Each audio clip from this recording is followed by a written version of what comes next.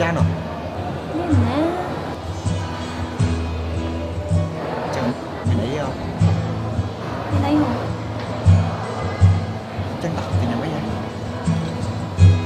មកទៅមួយស្អីៗមកអ្នកមកមើល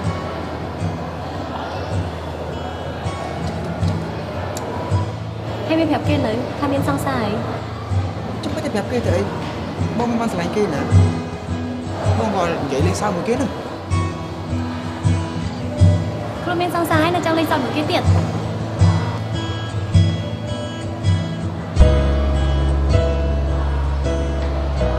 ចឹងឲ្យតែមានសង្សារអត់មានសេរីភាពហ្មង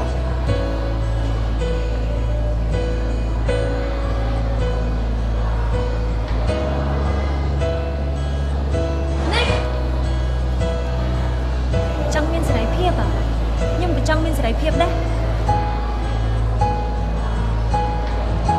តោះ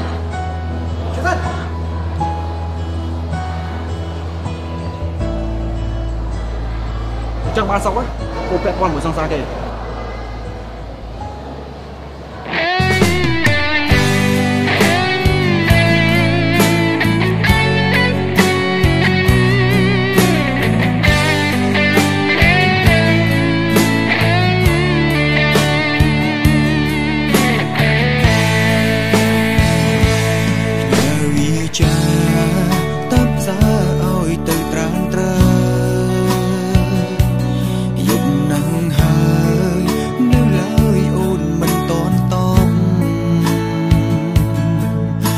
ទូរស័ព្ទចិត្តអន់ទាំងសារអូនហាមខលរពុនលោកអូនកំពុងធ្វើអ្វីផ្លូវសែនឆ្ងាយឃ្លាតកាយខ្លាចអូនណាយចិត្ត